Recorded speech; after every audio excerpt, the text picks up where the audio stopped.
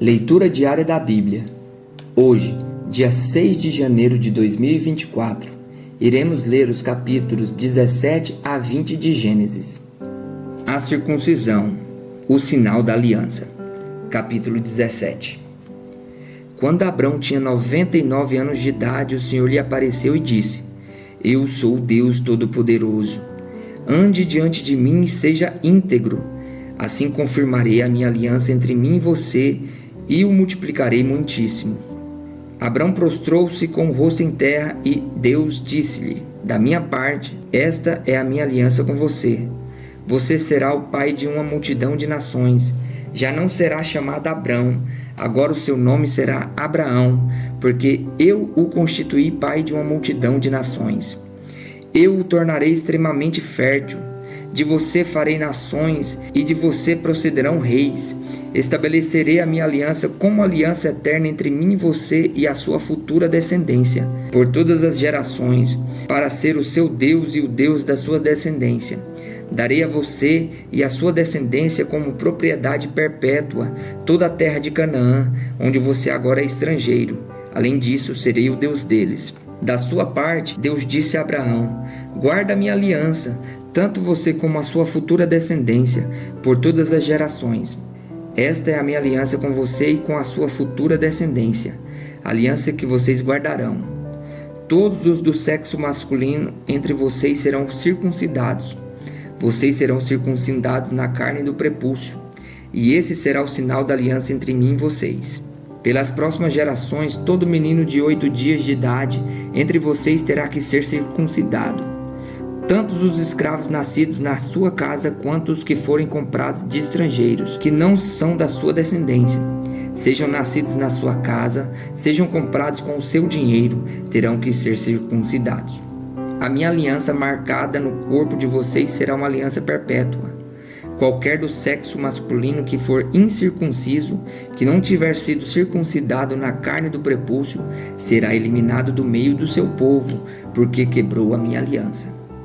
Deus também disse a Abraão: Quanto a Sarai, a sua mulher, você já não a chamará Sarai, o nome dela será Sara. E eu a abençoarei, e também por meio dela darei a você um filho. Sim, eu a abençoarei, e dela procederão nações e reis de povos. Abrão prostrou-se com o rosto em terra e riu ao pensar consigo: Poderá um homem de 100 anos de idade gerar um filho? Poderá Sara dar à luz aos 90 anos? Então Abrão disse a Deus: Permita que Ismael viva sob o teu favor.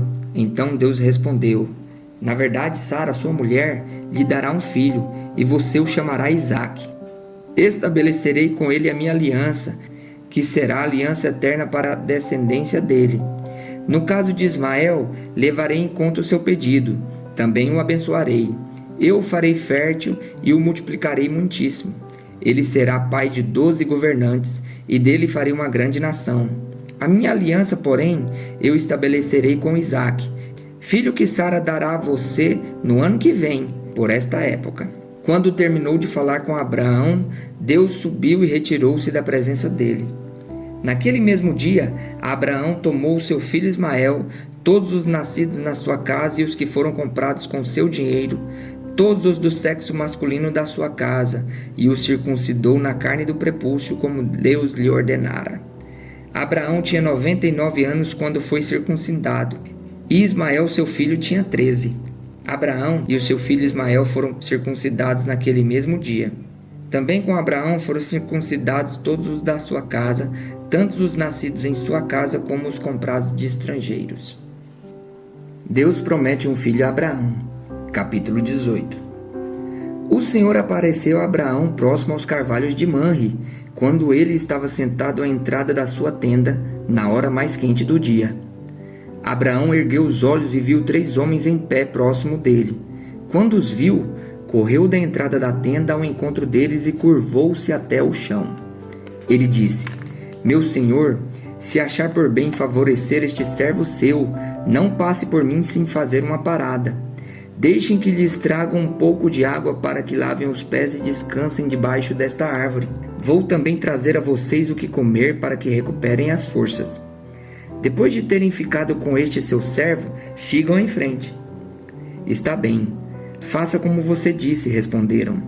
Abraão foi apressadamente à tenda e disse a Sara: Depressa, pegue 3 medidas da melhor farinha, amasse-a e faça uns pães. Depois correu ao rebanho e escolheu o melhor novilho e o deu a um servo, que se apressou em prepará-lo. Trouxe então coalhada, leite e o novilho que havia sido preparado e o serviu. Enquanto comiam, ele ficou perto deles em pé, debaixo da árvore. Onde está Sara, sua mulher? Perguntaram. Ali na tenda, respondeu ele. Então disse o Senhor: Voltarei a você na primavera, e Sara, sua mulher, terá um filho. Sara escutava a entrada da tenda atrás dele.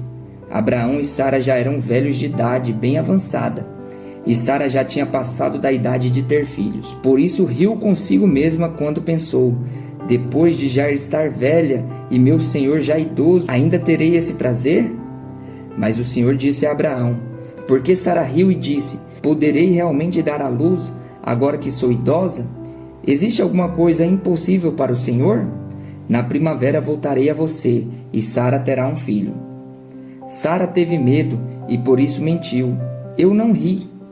Mas ele disse: Não negue, você riu. Abraão intercede por Sodoma.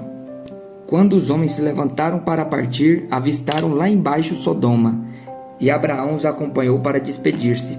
Então o Senhor disse: Esconderei de Abraão o que estou para fazer? Abraão será o pai de uma nação grande e poderosa, e por meio dele todas as nações da terra serão abençoadas, pois eu escolhi para que ordene aos seus filhos e aos seus descendentes que se conservem no caminho do Senhor, fazendo o que é justo e direito, para que o Senhor faça vir a Abraão o que lhe prometeu. Disse-lhe, pois, o Senhor: As acusações contra Sodoma e Gomorra são tantas, e o seu pecado é tão grave, que descerei para ver se o que eles têm feito corresponde ao que tenho ouvido, senão eu saberei. Os homens partiram dali e foram para Sodoma, mas Abraão permaneceu diante do Senhor. Abraão aproximou-se dele e disse: Exterminarás o justo com o ímpio? E se houver 50 justos na cidade, ainda destruirás e não pouparás o lugar por amor aos 50 justos que nele estão? Longe de te fazer tal coisa, matar o justo com o ímpio, tratando o justo e o ímpio da mesma maneira. Longe de ti. Não agirá com justiça o juiz de toda a terra? Respondeu o Senhor: Se eu encontrar 50 justos em Sodoma, pouparei a cidade toda por amor a eles. Mas Abraão tornou a falar: Sei que já fui muito ousado a ponto de falar ao Senhor, eu que não passo de pó e cinza. Ainda assim pergunto: e se faltarem 5 para completar os 50 justos, destruirás a cidade por causa dos 5? Disse ele: Se encontrar ali 45, não a destruirei. E se encontrares apenas 40? Insistiu Abraão. Ele respondeu: Por amor aos 40 não a destruirei. Então continuou ele: Não te ires, Senhor, mas permita-me falar. E se apenas 30 forem encontrados ali? Ele respondeu: Se encontrar 30, não a destruirei. Prosseguiu Abraão: Agora que já fui tão ousado falando ao Senhor, pergunto: E se apenas 20 forem encontrados ali? Ele respondeu: Por amor às 20 não a destruirei. Então Abraão disse ainda: Não te ires, Senhor, mas permita-me falar só mais uma vez. E se apenas 10 forem encontrados? Ele respondeu: Por amor aos 10 não a destruirei. Tendo acabado de falar com Abraão, o Senhor partiu e Abraão voltou para casa. A destruição de Sodoma e Gomorra. Capítulo 19. Os 2 anjos chegaram a Sodoma ao anoitecer, e Ló estava sentado à porta da cidade quando os avistou. Levantou-se e foi recebê-los. Prostrou-se com o rosto em terra e disse: Meus senhores, por favor, acompanhem-me à casa do seu servo. Lá poderão lavar os pés, passar a noite e pela manhã seguir caminho. Não, passaremos a noite na praça, responderam. Mas ele insistiu tanto com eles que finalmente o acompanharam e entraram em sua casa.